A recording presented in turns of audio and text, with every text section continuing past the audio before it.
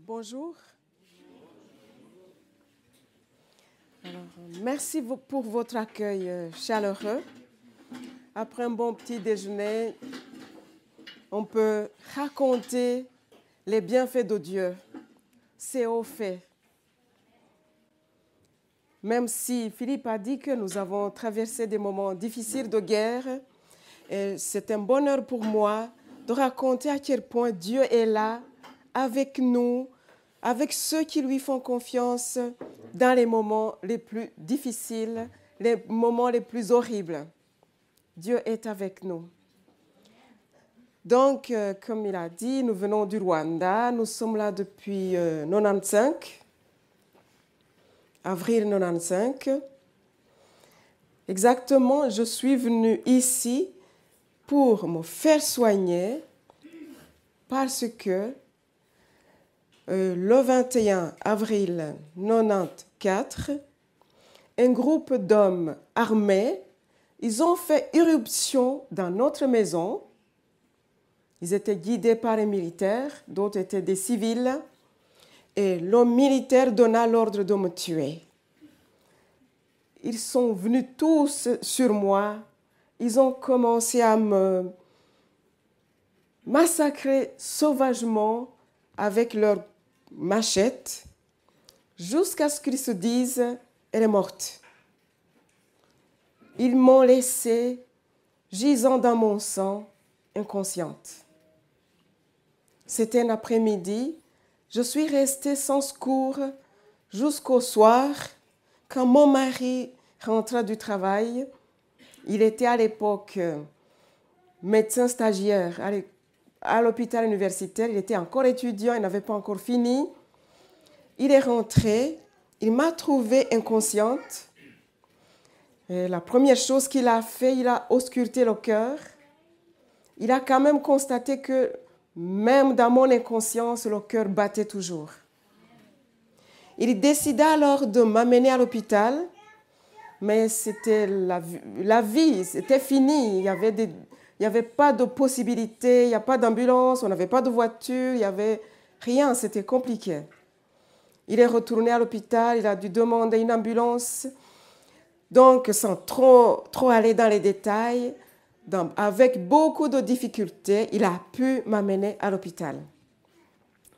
Dans cet hôpital, j'ai reçu les premiers soins de secours, mais les personnes qui me soignaient n'avaient aucun espoir quant à ma survie.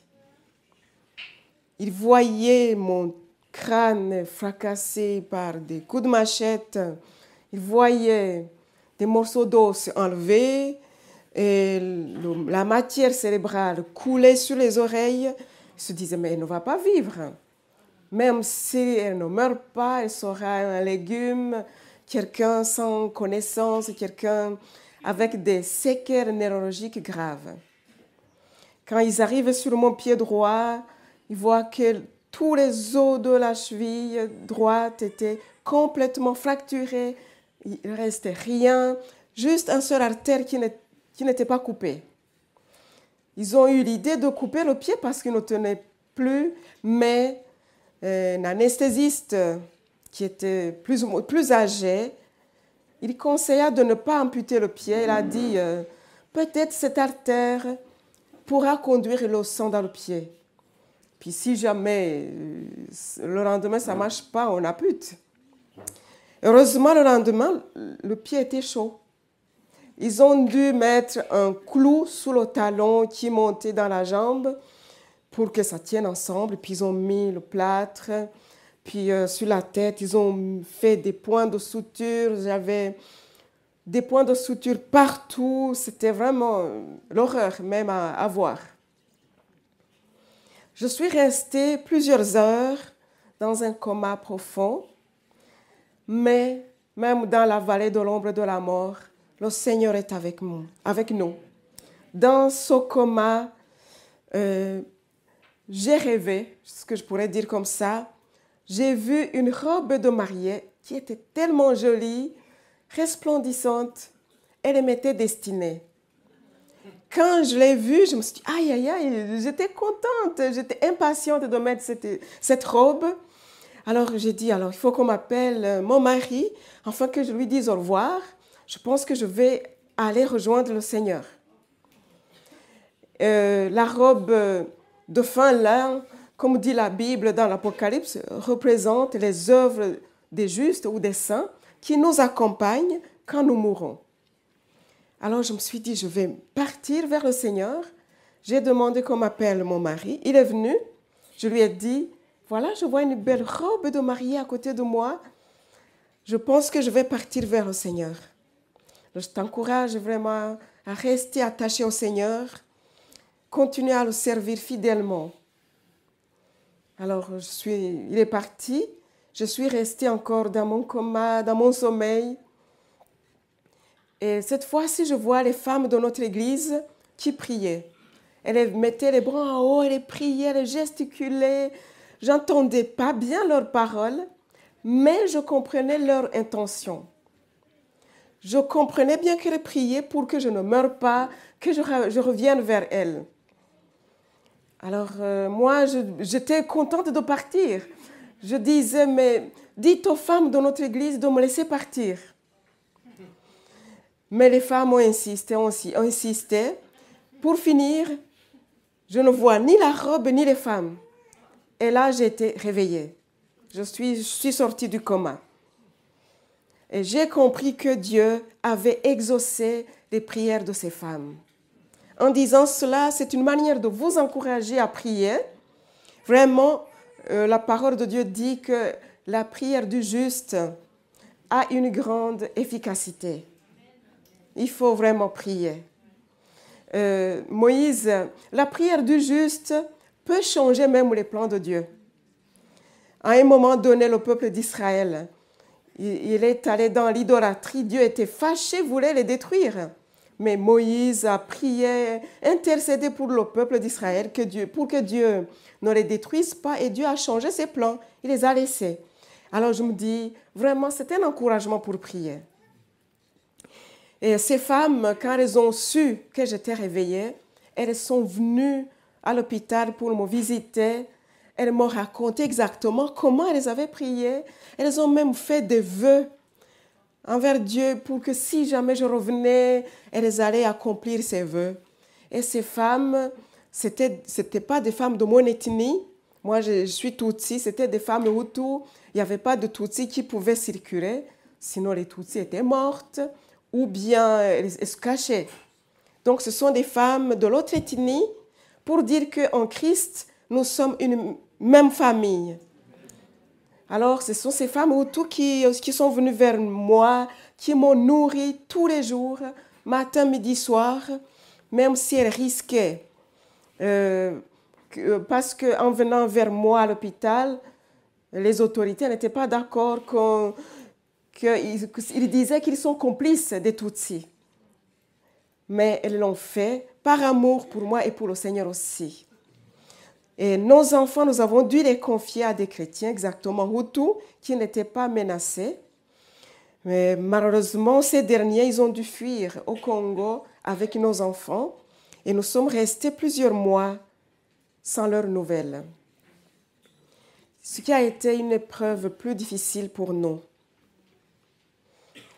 Mais après mon réveil, j'avais les douleurs les plus inimaginables. J'ai remarqué ma tête qui gonflait énormément. J'avais aucun coin pour me poser sur l'oreiller. Mon pied, dont les os avaient été fracassés en petits morceaux, quand ça bougeait, je faisais bouger le pied, ça me faisait terriblement mal. Et j'avais l'impression que les médicaments qu'il y avait sur place n'étaient pas assez efficaces pour calmer mes douleurs. Donc, j'ai vraiment eu de graves douleurs. Donc, qu'est-ce que je pouvais faire d'autre? J'ai prié. J'ai prié.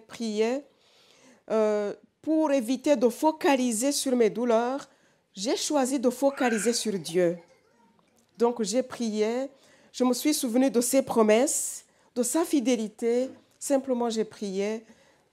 Et jusqu'à ce que, dans ma chambre de l'hôpital, il y avait la présence de Dieu qui inondait cette pièce. Et cette présence de Dieu était tellement bienfaisante. Je me sentais comme portée par Dieu dans ses bras d'amour, comme on portait un enfant, un nouveau-né dans les couvertures tout doux. Il me portait avec toute l'attention, avec l'amour incroyable. Et cette présence de Dieu, cet amour de Dieu, ont vraiment anesthésié mes souffrances physiques et émotionnelles. J'ai commencé à chanter un chant que je n'ai jamais entendu, qui me venait à l'esprit en disant « Seigneur, avec quoi puis-je comparer d'être aimé par toi? Ton amour vaut mieux que la vie.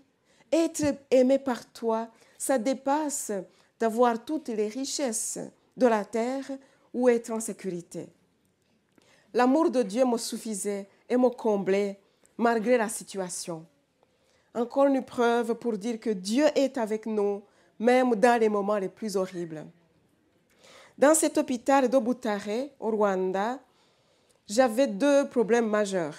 Le premier, c'était les problèmes de santé. Il n'y avait pas assez de moyens pour me soigner. Et l'autre problème, c'était la sécurité.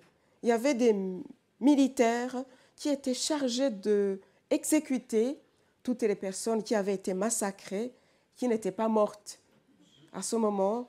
Et ils massacraient tout le monde, le personnel soignant, sans exception. Donc, chaque jour, dans la chambre de l'hôpital à côté, une personne était morte, une infirmière avait été tuée, les médecins, tout le monde. Et nous aussi, chaque jour, on attendait la mort. Il n'y avait pas d'idée de se dire « je vais échapper ».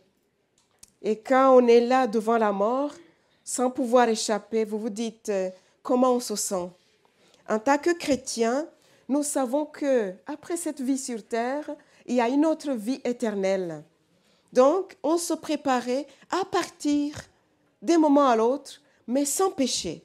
On ne se permettait même pas d'avoir de mauvaises pensées contre nos agresseurs. Non, on se gardait pur chaque instant. On se dit, Seigneur, purifie-moi, je vais te rejoindre peut-être aujourd'hui. On ne sait jamais, Seigneur. Si je meurs, je veux mourir en restant uni à toi.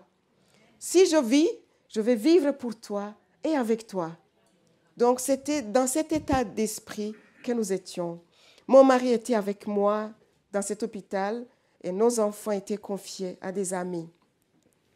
Puis à un moment donné, comme je disais, les problèmes de santé, mon cerveau qui n'était pas protégé, qui manquait des morceaux d'os, un liquide céphalo-rachidien s'est mis à couler.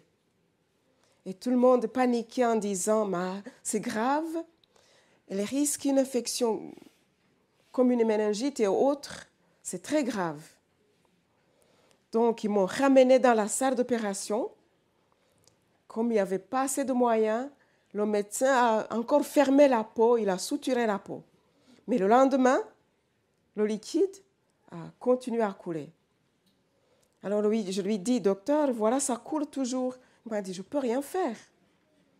Je ne peux rien faire. C'est comme s'il me disait, alors, tu peux mourir et je ne peux rien faire. Alors, quand j'ai entendu cette parole, j'ai dit, Seigneur, maintenant je viens vers toi.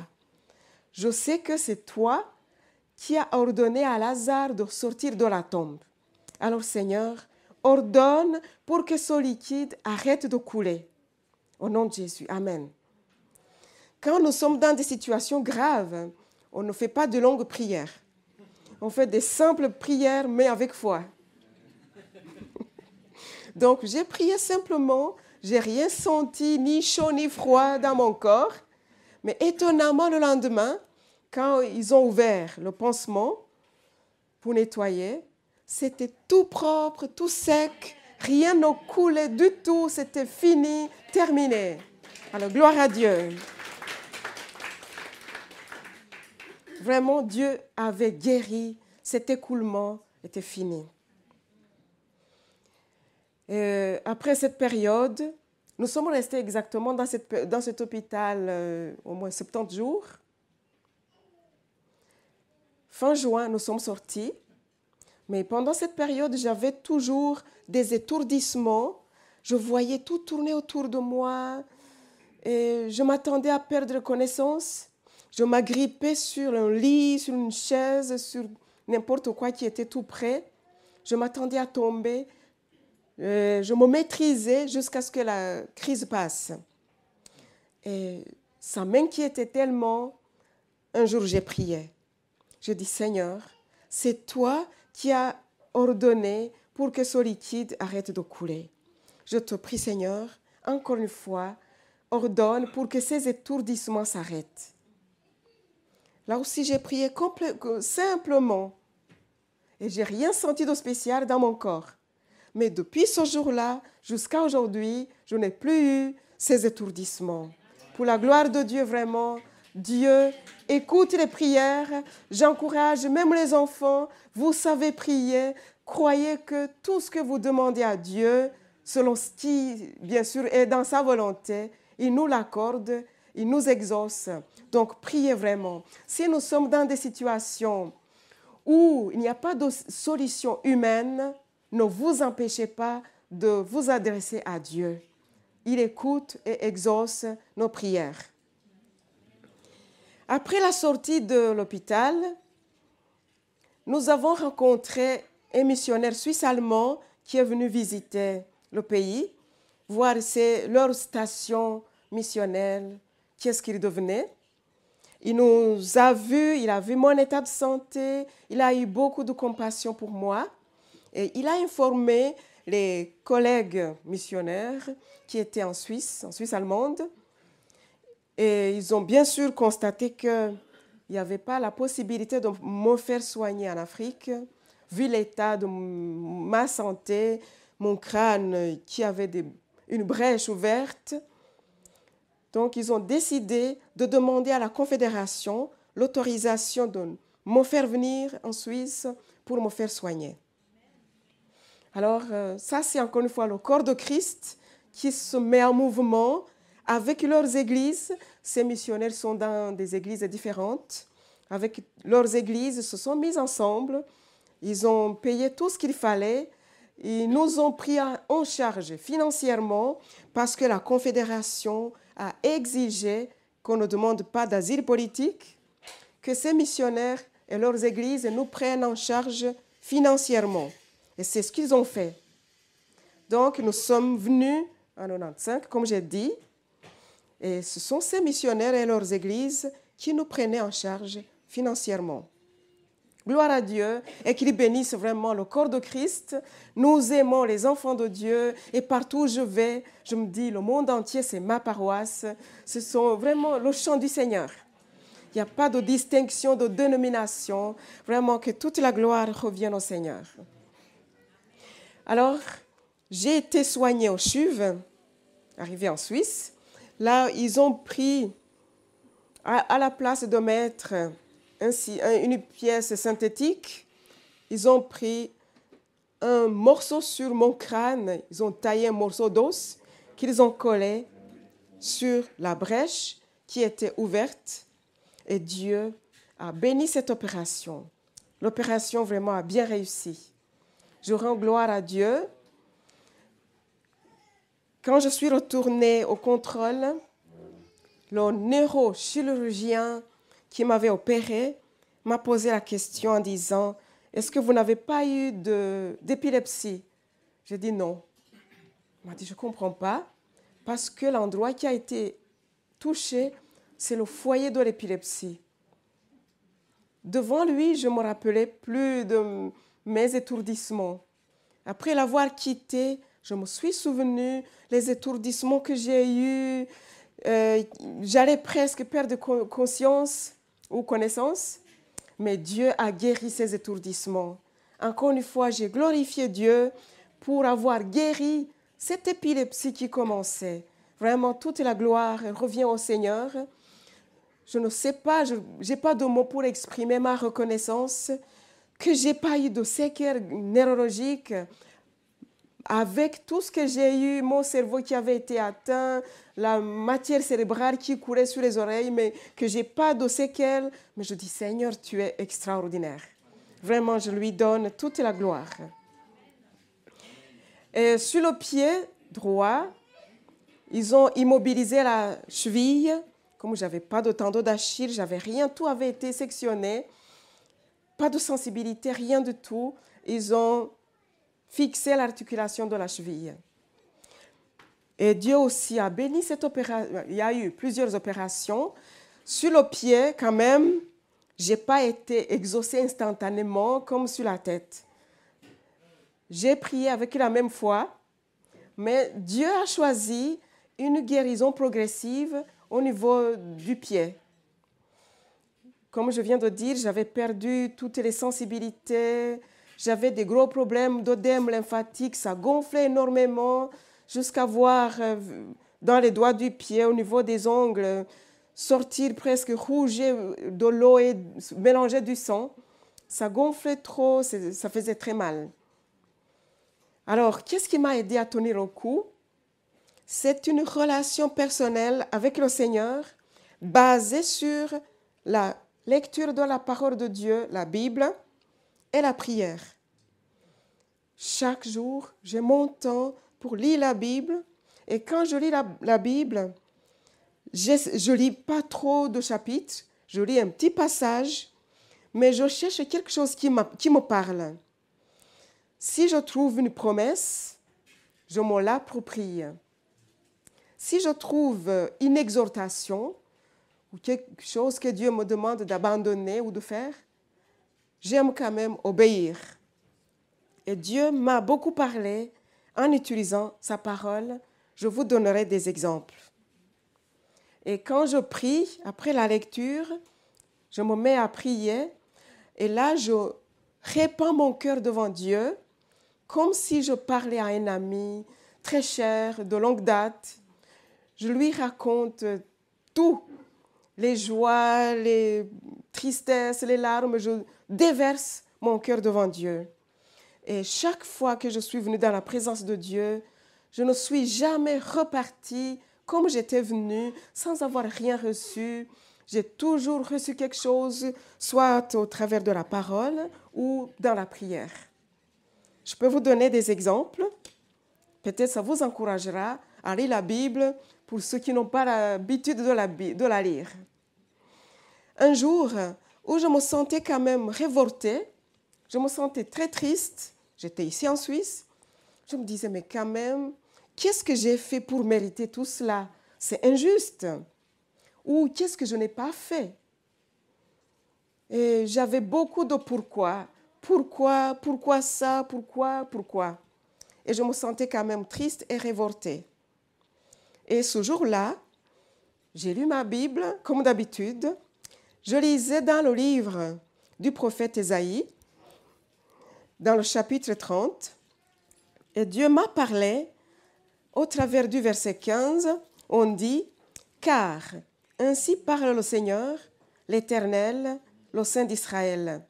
C'est si vous revenez à moi, si vous restez tranquille, que vous serez sauvés. C'est dans le calme et la confiance que sera votre force. Mais vous ne l'avez pas voulu. » Alors moi, j'ai dit, Seigneur, moi je veux cette fois-ci. Je veux. Je reviens à toi. J'ai compris que cet état d'esprit de pourquoi, de révolte, m'éloignait de Dieu. Je dis, Seigneur, je reviens à toi. Tu es ma sécurité, tu es ma vie. Loin de toi, je suis perdue. Je reviens à toi, Seigneur. Qui suis-je pour te demander des comptes? Je lui dois une révérence. Je me suis humiliée, j'ai demandé pardon. Je dis, Seigneur, je dépose mes revendications, je dépose mes pourquoi, je dépose mes révoltes. Je te demande pardon, Seigneur. J'abandonne mes procès. Seigneur, je demande simplement, donne-moi cette tranquillité dont tu parles. Donne-moi ce calme qui me manque. Donne-moi cette confiance que je n'ai pas en ce moment. Seigneur, donne-moi ce repos intérieur. Et je mettais le doigt sur les mots qui sont bien écrits noir sur blanc. Seigneur, je veux ça, je veux cette tranquillité. Et quand j'ai fini de prier, j'ai déposé les pourquoi, j'étais transformée, j'étais calme, j'étais tranquille. J'avais bien réalisé que les révoltes, les pourquoi, les agitations, ça me fatiguait plus qu'autre chose. Et cette fois-ci, j'accueille la paix de Dieu, j'accueille le repos de Dieu. Vraiment, merci Seigneur, la parole de Dieu nous parle, nous corrige. Moi, elle me corrige. Et puis, j'avais un autre problème. Toutes les fois que je pensais au peuple rwandais, j'avais mal partout. Pour moi, c'était les gens les plus méchants au monde. Je voulais les oublier. Donc, pour ne pas penser, il fallait distraire mon esprit. Alors, je me suis mise à lire beaucoup de livres. J'aime lire les témoignages, les histoires vécues. C'est ça que je préfère. Donc, j'ai lu beaucoup de livres, des livres chrétiens. Et Dieu utilisa un de ces livres. Le titre, c'est « Comme un souffle violent ». L'auteur, c'est Mel Tari.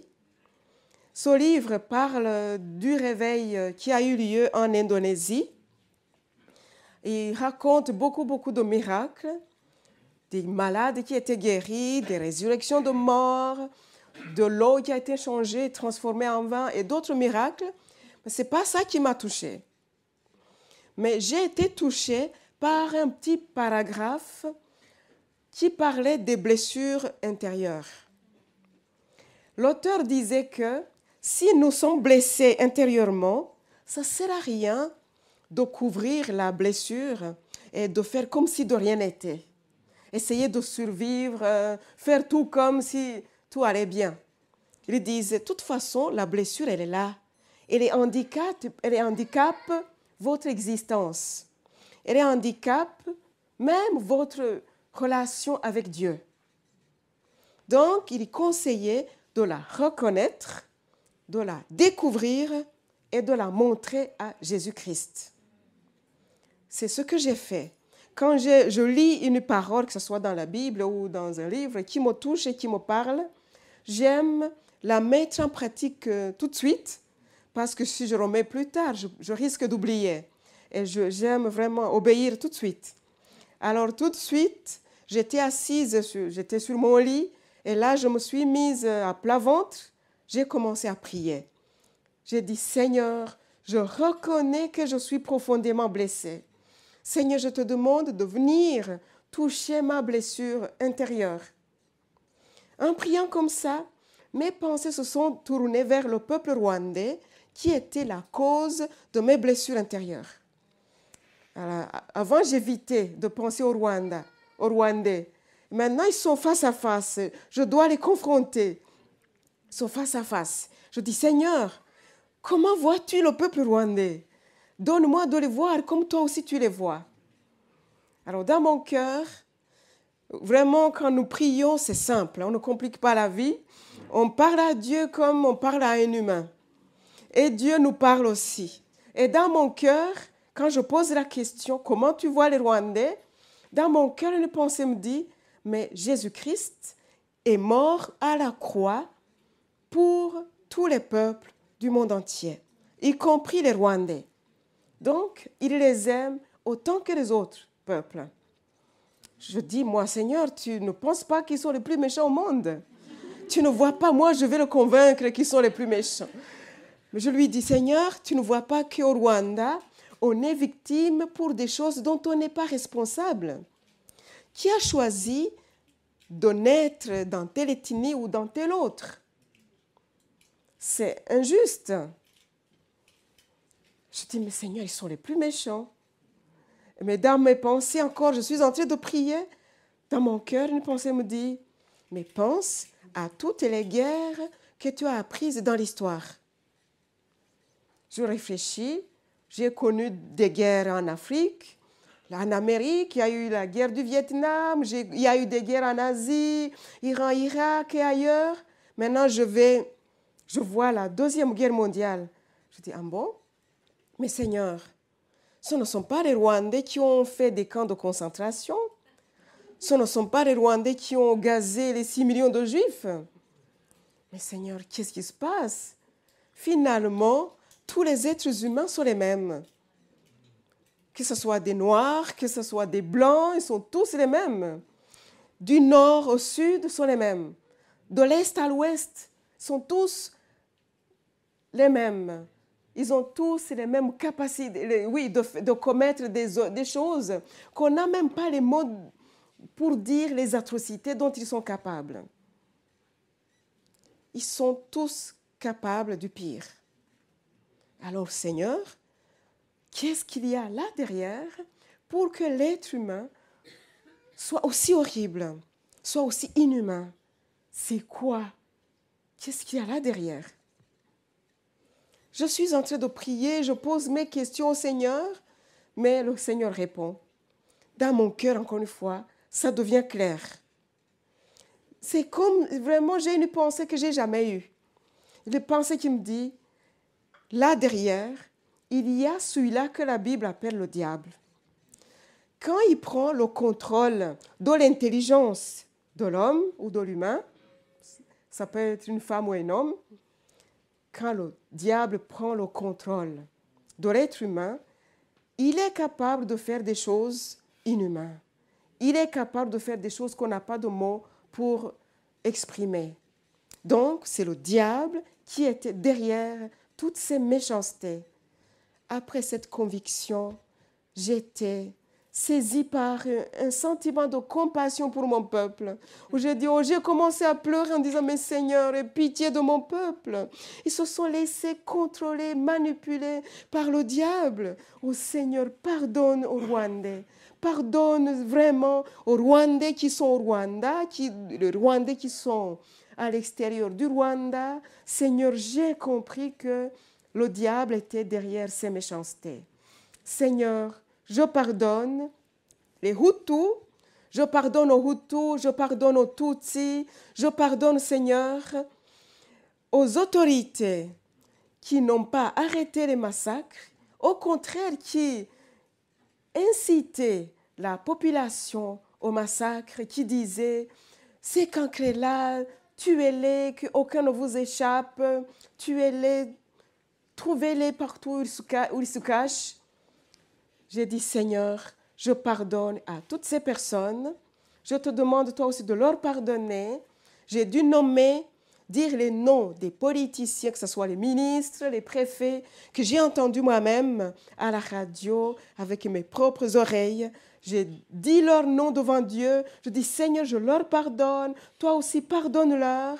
Vraiment, je te demande de pardonner aux milices et aux militaires qui ont participé activement au massacre. Je te demande, Seigneur, pardonne-leur. Moi aussi, je leur pardonne. Seigneur, pardonne à cette équipe qui est venue dans notre maison pour me tuer. Père, pardonne à ce militaire qui a donné l'ordre de me tuer.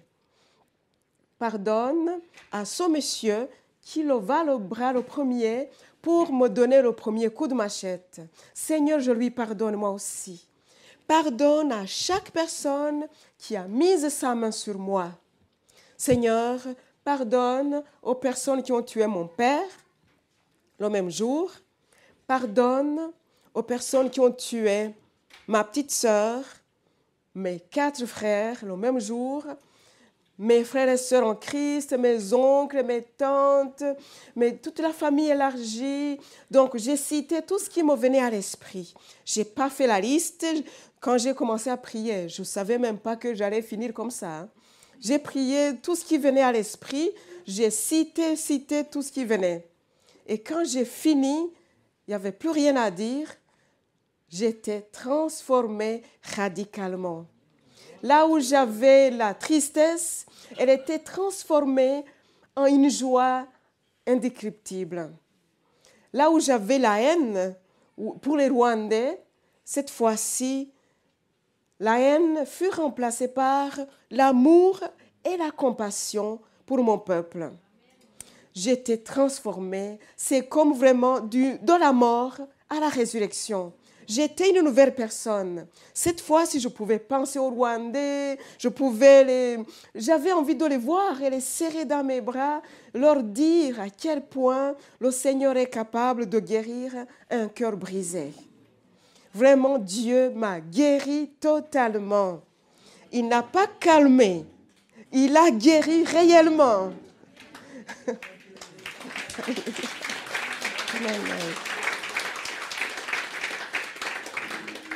Alléluia. Vraiment, gloire à Dieu. Il n'a pas laissé des cicatrices fragiles ou sensibles. Il m'a guéri vraiment comme j'étais avant.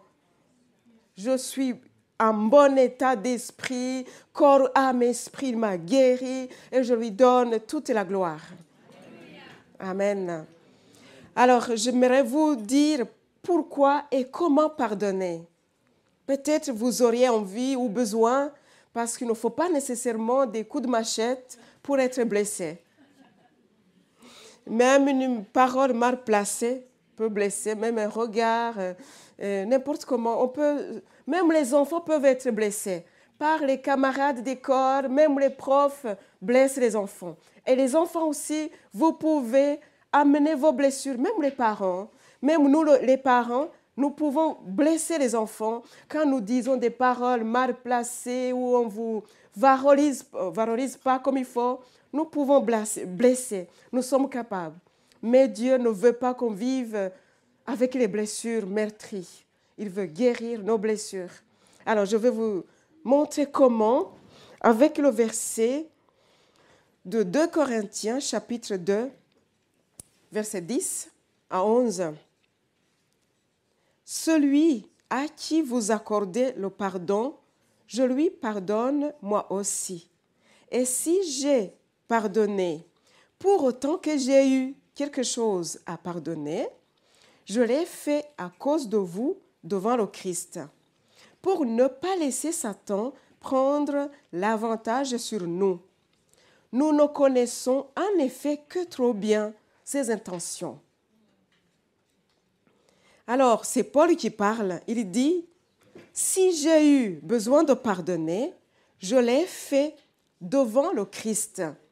Pour pardonner, on le fait devant le Christ. Pourquoi et comment devant le Christ? Pour ceux qui n'ont pas l'habitude d'aller ce langage de l'Église. Donc, c'est comme je viens de raconter, nous sommes en présence de Christ parce qu'il est partout, même dans notre chambre à la maison. Donc, on est en communion avec lui, on lui parle de la situation. C'est devant le Christ qu'il nous donne sa façon de voir la situation. C'est lui qui nous conduit, qui nous aide à pardonner, mais du fond du cœur. J'ai rencontré des chrétiens qui disaient qu'ils ont pardonné, mais leurs blessures n'avaient pas été guéries. Alors, pour que la blessure soit guérie, il faut le faire devant le Christ, en communion avec le Christ. Et là, il vous donne vraiment sa pensée, comme il l'a fait pour moi. C'est ce Christ qui a été à la croix qui disait « Père, pardonne-leur, car ils ne savent pas ce qu'ils font. » Et c'est ce Christ qui nous donne sa pensée, c'est son cœur qu'il met en nous. Et nous aussi, nous pouvons pardonner avec le cœur de Christ. Il nous rend capables. Nous ne sommes pas capables nous-mêmes. Ce n'est pas parce que j'ai une grande foi, une superwoman, pas du tout. C'est vraiment grâce à l'aide de Christ que nous pouvons pardonner réellement. Et quand on le fait avec Christ, il n'y a pas moyen de revenir en arrière. Ce n'est pas possible. Parce qu'on sait pourquoi on a pardonné. Ça vient du fond du cœur, au fond des tripes. C'est un pardon entier et vrai. Alors, il le dit encore une fois. Paul il dit, il pardonne devant le Christ. Pourquoi? Pour ne pas laisser Satan prendre l'avantage sur nous.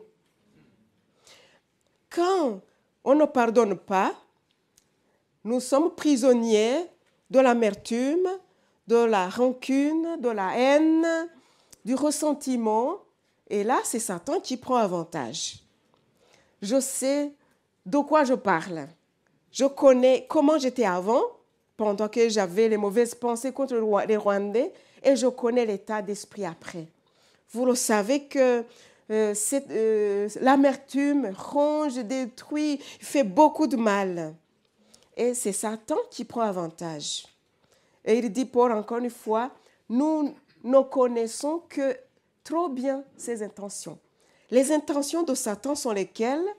C'est de détruire l'être entier, le cœur, le corps, l'esprit, l'âme. Il veut nous détruire. Et là, c'est lui qui prend avantage sur nous. Il veut tout jeter dans la géhenne. Et nous voyons, nous le savons en Suisse, c'est un des pays où il y a plus de suicides. Hein. Donc, ces ressentiments, ces souffrances intérieures, ça amène beaucoup de personnes jusqu'au suicide. Ça amène beaucoup de personnes jusque dans la dépression la plus profonde et grave. Et des fois, c'est irréversible. Et là, c'est Satan qui prend avantage. Ses intentions sont lesquelles? Détruire les vies, détruire les familles, détruire les couples. Quelque chose qu'on aurait pu régler dans quelques minutes, on s'excuse et Satan casse la famille, casse le couple, casse les églises, casse des sociétés, une nation.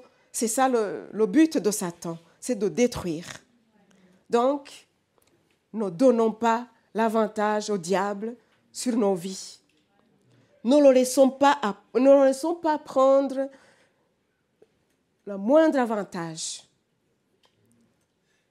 Ne lui donnons pas la chance de détruire nos familles, nos couples, notre Église. Ne donnons pas la chance à l'ennemi. Jésus-Christ est avec nous.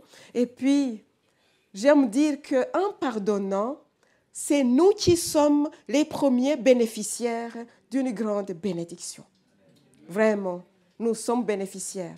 Certains se trompent disant qu'on donne raison à l'autre, je suis perdant parce que je pardonne. Non, non, non, c'est Satan qui est perdant. Amen. Alléluia, gloire à Dieu. Je vais raconter un petit peu comment Dieu a guéri mes souvenirs. Pour que si jamais je dois me rappeler de ce qui s'est passé, je n'ai pas à souffrir. C'était le 21 avril 1996. On était dans l'église de Vevey. Une personne âgée, Philippe le connaît, il est décédé maintenant, c'est Christina, le monsieur. Il a raconté, il a donné un témoignage. Il parlait de la Deuxième Guerre mondiale, comment il l'avait vécu. Comme c'était la même date à laquelle j'avais été massacrée, ce témoignage m'a plongé dans la guerre, dans les mauvais souvenirs de la guerre. J'étais triste. Je n'avais pas de haine, pas d'amertume, pas du tout. Mais j'étais triste juste à cause de ce qui s'est passé. Juste la tristesse. Alors, comme le matin, je n'avais pas eu mon moment de lire ma Bible seule, on se préparait à aller à l'église. Après le culte, arrivé à la maison, je me suis dit, j'ai toujours un rendez-vous avec le Seigneur. Je suis allée dans ma chambre, j'ai pris ma Bible, je l'ai trouvée là où j'étais la veille. Je lisais dans l'épître de Paul à Timothée, le 2e épître, chapitre 2, verset 8. J'ai lu plusieurs versets, mais Dieu a utilisé ce 8e verset vraiment comme un bon médicament qui m'a percuté, qui m'a transformé. On dit, « Souviens-toi de Jésus-Christ, ressuscité d'entre les morts, descendant de David, conformément à l'évangile que j'annonce. » Juste la phrase qui dit « Souviens-toi de Jésus-Christ ». Celle-là m'a suffi. C'est comme si Dieu me disait « Mais Apolline, arrête d'actualiser ces horreurs. Souviens-toi de Jésus-Christ. » J'ai réfléchi, je dis « Mais c'est vrai. En pensant aux événements de la guerre, ça me fait mal, ça me détruit. Alors que en Jésus-Christ, il n'y a que des souvenirs positifs, des souvenirs constructifs. Je peux me souvenir de ce qu'il a fait dans ma vie, de ce qu'il a donné sa vie pour nous, de ce qu'il est assis à droite du Père. Il intercède pour nous. Il va revenir nous chercher pour que là où il est, nous y soyons nous aussi. Il y a tellement de beaux souvenirs en Jésus-Christ. Alors j'ai dit, Seigneur, je suis d'accord. Au pied de la croix, je m'humilie, je dépose mes mauvais souvenirs. Mais un à un, je dois les nommer, pas en vrac. J'aimerais être sûr que chaque mauvais souvenir est déposé au pied de la croix pour que, au cas où l'ennemi devait ramener un de ces mauvais souvenirs dans mes pensées, que je ne ressouffre pas encore. Donc, j'ai dû les nommer, les conditions dans lesquelles les membres de ma famille ont été tués parce qu'on me l'a raconté. Comme on a dit, j'ai écrit mon témoignage. Si jamais vous achetez le livre, vous verrez les détails. Je ne vais pas tout raconter là, mais j'ai énuméré, nommé un à un tous les mauvais souvenirs. Je les ai déposés au pied de la croix. J'ai dit, Seigneur, je ne reviens plus là-dessus. Seigneur, aide-moi, afin que Jésus-Christ soit mon souvenir de tous les jours. Alors, mes pensées me disaient, peut-être l'année prochaine, tu vas souffrir. De la même manière, je dis, non, Dieu va m'aider. Étonnamment, exactement, l'année suivante, quand j'ai cherché mon passage à lire, j'ai dit, ah bon, c'est le 21 avril. C'est la date à laquelle Satan avait résolu de m'enlever la vie. Et Jésus a dit non. Je dis, Alléluia. J'ai chanté tous les cantiques que j'aime. Je dis, Seigneur, c'est grâce à toi que je vis. Alors j'ai envie de vivre pour toi. J'ai loué le Seigneur. Puis le soir, j'ai demandé à la famille pour qu'on se souvienne de Jésus-Christ. Autour de la table, après le souper, j'ai fait un gâteau, j'ai marqué « Souviens-toi de Jésus-Christ ». Chacun d'entre nous devait raconter son expérience qui l'a le plus marqué avec Jésus-Christ. Et puis les enfants racontaient quand même avec reconnaissance comment Dieu avait mis sur leur chemin des chrétiens au Congo, là où ils ont été dans les camps des réfugiés, les chrétiens qui ont pris soin d'eux. Ils étaient très reconnaissants et on a tous raconté chacun. Il y avait beaucoup de belles expériences avec Jésus-Christ. C'était une soirée de fête. C'était vraiment, ce n'était plus un deuil, c'était la fête. On a remercié le Seigneur de tout cœur. Alors depuis lors, tous les 21 avril, on fait la fête. Dieu a transformé notre deuil en allégresse. Alléluia. Amen, amen. Vraiment, le Seigneur l'a fait. On ne fête pas les coups de machette. On ne fête pas la guerre. On fête la victoire de Jésus-Christ. La victoire de Jésus sur la mort. Sans Jésus-Christ, je serais morte, ce serait fini, oublié. Nous fêtons la victoire de Jésus. Et nous comptons les bienfaits de Dieu depuis le Rwanda jusqu'à aujourd'hui. Et Dieu nous a accordé beaucoup de bénédictions dans notre famille. Nous les comptons, nous n'arrivons pas à les compter. Dans la vie des enfants, nous sommes arrivés, nous étions 5. Et Dieu nous a donné une 4e. Les garçons, c'était 3, mais nous avons eu une 4e fille. C'est un cadeau du Seigneur. Après, nos fils nous se sont mariés, nous avons des petits-enfants. Nous sommes 12 maintenant. Je dirais même 12 et demi, il y a d'autres qui sont en train d'arriver.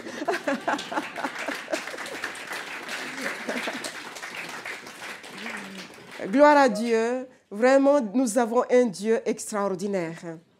Peut-être vous n'avez pas l'habitude de venir à l'église.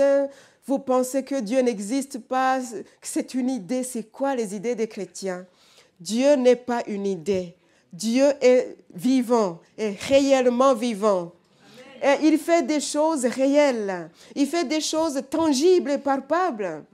J'aime dire aux enfants, venez toucher ici sur ma tempe. Vous sentirez une fente résiduelle, là où ils ont dû coller les morceaux d'os. C'est la gloire de Dieu, ce sont des preuves de la puissance de Dieu. Les cicatrices que j'ai, ce ne sont pas des cauchemars pour moi. Ce sont des marques de la puissance de Dieu. Je dis oui, là, il y avait la douleur avant. Maintenant, il n'y a plus. Alléluia. Gloire à Dieu. Vraiment, je remercie le Seigneur. Nous avons un vrai Dieu vivant qui fait des choses réelles. Je ne peux qu'encourager n'importe qui à lui faire confiance. Même à le laisser entrer dans sa vie. À ce que Dieu fasse partie de sa vie. C'est ça le beau mot. Vraiment, ça vaut la peine que Dieu fasse partie de votre vie. Vraiment, c'est la chose la meilleure que je puisse souhaiter à la personne que j'aime de tout mon cœur. Vous avez déjà entendu plusieurs fois la question, mais pourquoi des guerres s'il y avait un Dieu? Pourquoi les maladies, même pour les enfants? Pourquoi les horreurs autour de nous? S'il y avait un Dieu, pourquoi? Moi, j'ai trouvé la réponse. Nous sommes dans un monde déchu. Nous ne sommes pas au paradis. Le monde déchu à cause du péché. Depuis que l'homme a choisi de désobéir à Dieu, il a ouvert la porte à tous ces malheurs.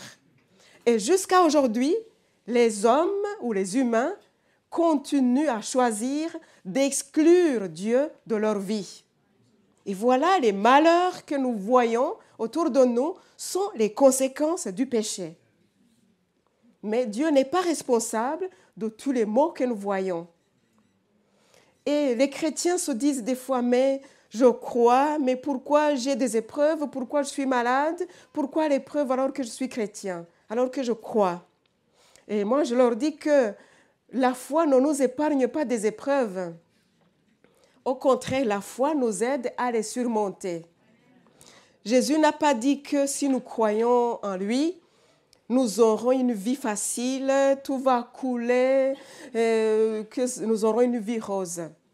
Il a dit, dans le monde, vous aurez des tribulations. Mais ne craignez point, j'ai vaincu le monde. Il a promis d'être avec nous jusqu'à la fin du monde. Et je suis témoin qu'il est avec nous, même dans les moments les plus difficiles. Alléluia. Vraiment, il est avec nous. Comme il a été... Alléluia.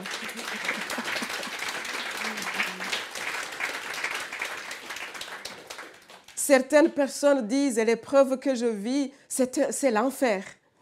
Mais il est avec nous même dans notre enfer. Il y a une histoire dans la Bible, il y a 3 jeunes hommes hébreux qui ont été jetés dans la fournaise ardente parce qu'ils avaient refusé d'adorer la statue du roi de Babylone.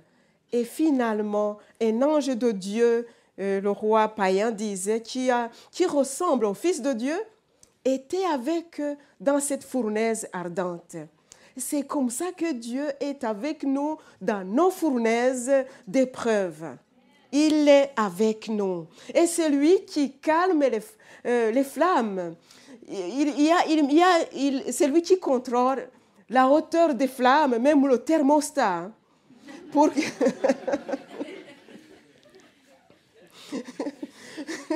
Pour que nous ne soyons pas étouffés ou brûlés, consumés totalement. C'est lui qui contrôle le thermostat ou la chaleur de cette flamme ou de cet enfer ou de cette fournaise. Et la hauteur des flammes, c'est lui qui la contrôle. Toute la gloire revient vraiment à notre Seigneur. Il est avec nous. Alors je peux que conseiller à n'importe qui vraiment à laisser Jésus-Christ faire partie de sa vie. Jésus-Christ est venu pour annoncer la bonne nouvelle aux humiliés, comme on nous dit en Ésaïe 61. Il est venu annoncer la bonne nouvelle aux humiliés. Peut-être vous vous sentez humilié dans votre travail ou dans votre vie de tous les jours. Jésus-Christ a une bonne nouvelle pour vous. Il est venu pour guérir les cœurs brisés. Si votre cœur est brisé, Jésus-Christ est là. Vous pouvez rentrer avec un cœur net. Ça ne lui demande pas des séances et des séances. Comme j'ai raconté pour moi, ça a été au moins pendant 3/4 d'heure Je priais, je pleurais et il m'a guéri. Aucun psy au monde n'aurait pu faire, ou plusieurs psys au monde n'auraient pu faire ce travail, même pendant des milliers de séances. Mais Jésus-Christ l'a fait pendant ces 3/4 d'heure de prière et de pleurs. Il est venu pour guérir les cœurs brisés. Peut-être vous êtes blessé de différentes manières. Vous avez vécu des rejets, après d'autres blessures différentes sont arrivées, toutes sortes de blessures. Mais Jésus-Christ, il est le même. Il peut guérir vos blessures.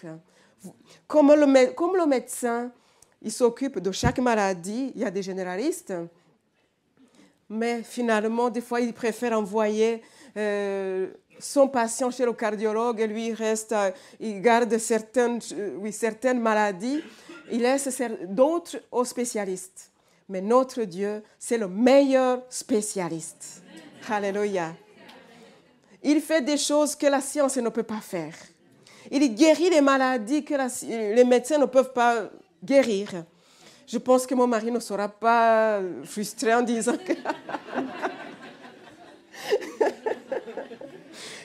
qu'il y a des maladies que les médecins ne peuvent pas guérir. Oui, il y en a des maladies que les médecins ne peuvent pas guérir. Mais Jésus-Christ a porté nos maladies à la croix. Dans ses meurtrissures, nous avons trouvé la guérison. Il est venu consoler ceux qui traversent un deuil. Ce n'est pas la volonté de Dieu que vous viviez dans le deuil pendant 50 ans. Peut-être vous avez une date qui vous a marqué, comme mon 21 avril, la date à laquelle j'ai été massacrée. Mais Dieu l'a guéri. Aujourd'hui, c'est une date de fête. On fête la victoire de Jésus-Christ. Vous aussi, la date à laquelle vous avez perdu un être cher, ou vous avez vécu une autre expérience difficile, Jésus-Christ peut la transformer en jour de fête. C'est lui qui veut nous vêtir d'un habit de fête ou de louange au lieu d'un esprit abattu. Il est venu pour nous apporter la splendeur au lieu du cendre. Il est venu nous apporter une huile de joie au lieu d'un esprit découragé ou désespéré. Ça, c'est le Seigneur qui veut bien le faire. Pourquoi? Pour que nous soyons des chaînes de justice, la plantation de l'Éternel qui manifeste sa splendeur. Alléluia. Vraiment, malgré les blessures que vous avez vécues, vous pouvez manifester la splendeur de Dieu, la gloire de Dieu. Que toute la gloire lui soit donnée. Alors, je termine. Nous allons prendre un temps pour prier. Si vous en avez besoin, si vous voulez donner votre vie à Christ, si vous voulez avoir une relation personnelle avec lui, comme moi aussi je l'ai fait, c'est vraiment possible. C'est sa volonté pour vous. Il le veut pour vous.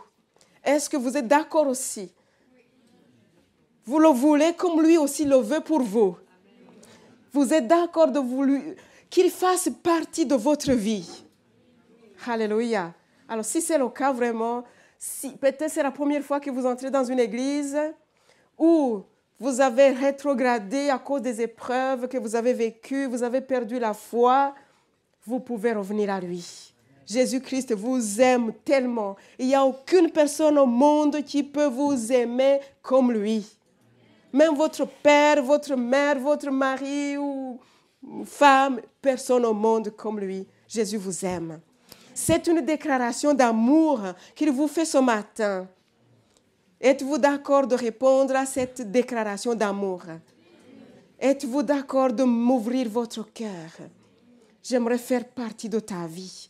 J'aimerais gérer ta vie avec toi. J'aimerais gérer tes difficultés avec toi. J'aimerais guérir tes blessures. J'aimerais résoudre tes problèmes qui sont insolubles humainement. Jésus-Christ a des solutions. Alors,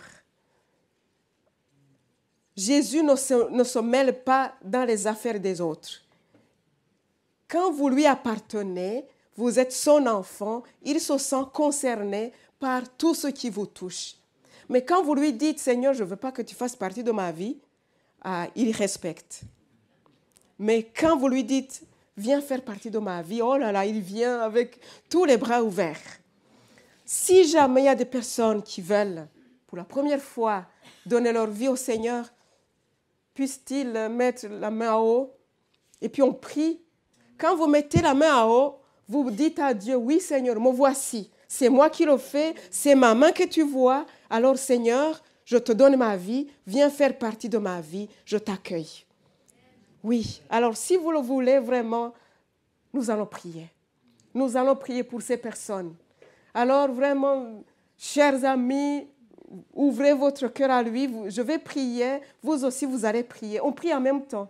Vous l'invitez dans votre vie. Et vous lui confessez vos péchés. La vie chrétienne ne commence pas à la maison.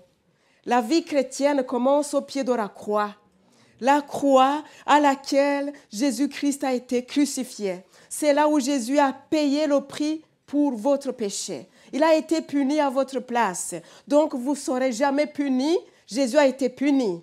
Alors, vous êtes au pied de la croix, vous lui confessez vos péchés. Vous lui dites, Seigneur, je viens à toi. Pardonne mes péchés. Les voici. Ça et ça, ça et ça, ça et ça. Je confesse ces péchés. Que ton sang me lave. Que ton sang me nettoie. Que ton sang me purifie totalement. Viens dans ma vie. Viens faire partie de ma vie. Je veux être ton enfant. Oui, c'est comme ça que vous priez.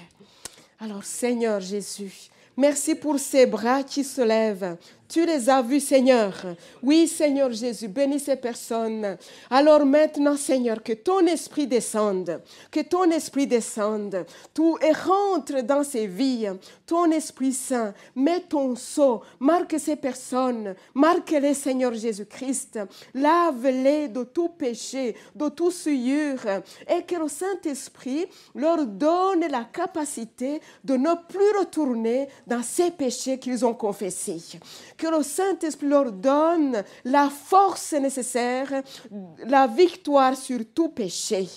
Seigneur, bénis-les, remplis-les de ton Esprit Saint, que quand le mal vient rôder autour d'eux, ils voient que leur vie est remplie du Saint-Esprit, qu'il n'y ait aucune place vide dans leur vie.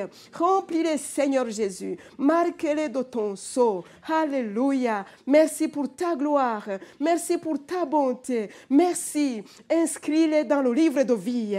Maintenant, que le livre de vie au ciel s'ouvre, que leur nom soit noté maintenant, que leur nom soit noté. Alléluia. Merci Seigneur. Merci de ce que tu l'as fait. Tu es fidèle. C'est fait, c'est fait. Alléluia. Merci Jésus-Christ. Merci Jésus. Alors vraiment que le Seigneur vous bénisse.